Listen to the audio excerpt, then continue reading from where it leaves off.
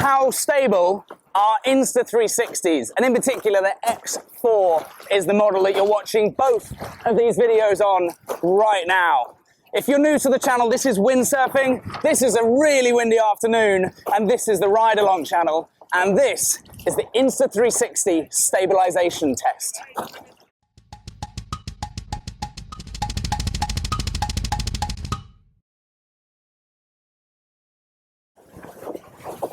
So you're live and on board on the camera, sticking out the front of my mast right now.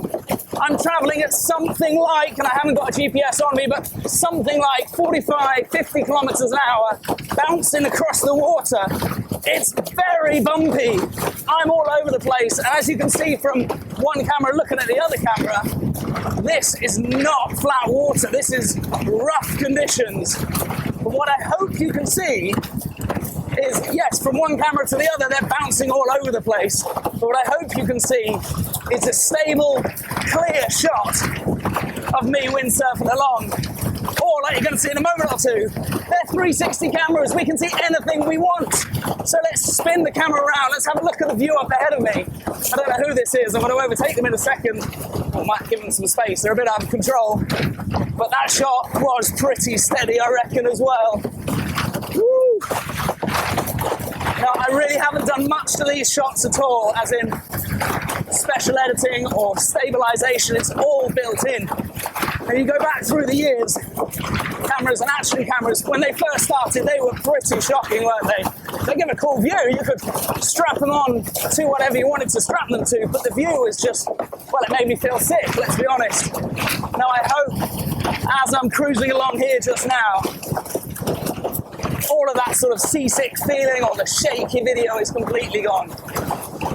All I've done here is take it into the Insta360 desktop studio, turned it from that full, bubbly fisheye view that you can see, flattened it off and made it look a little bit cleaner.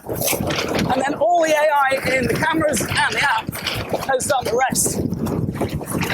Now this is crazy windy right now.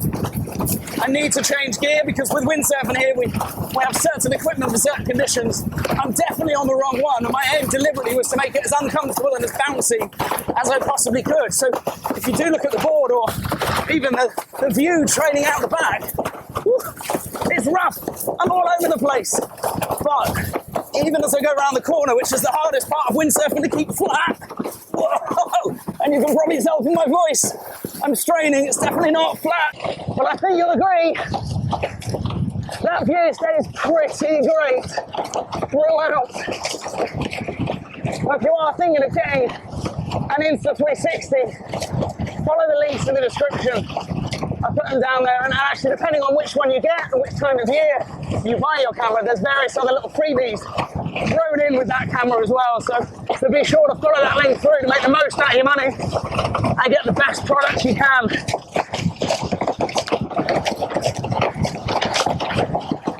If you're a windsurfer yourself and you're wondering how I've got these cameras mounted and what's going on, the cameras themselves are amazing, and I've got a few little add-ons that I've used to make this shot work just now. Out the front, that's a fly mount clamped onto the mast, rock solid, made by windsurfers for windsurfers, and actually works incredibly well on any sort of bike frame as well, like a motorbike, a bicycle, or if you've got like a roll cage inside your car, it'll clamp onto any sort of bar. I've then added this little 30-metre extension out the front just to give what I think is a better view for the channel here.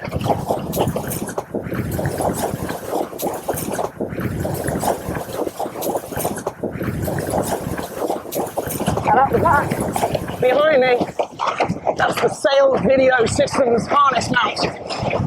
Again, full trust on that thing. Sitting about a metre or so behind my head. And it's bouncing all over the place. I think you can see that from the shot out the front. That harness, although it's tight around my waist, with the camera on a metre extension, it wobbles and it shakes. But magic of AI and the wizardry of Insta360.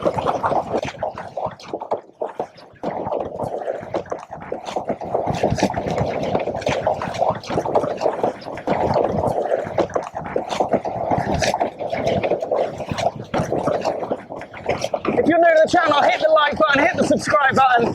There's a few other similar videos explaining a bit more about how I use the cameras, how I've edited and done color correction and stuff like that to make it look as good as I can. But like I mentioned earlier, this kit's far too big for this wind. So let's go and change kit to something smaller.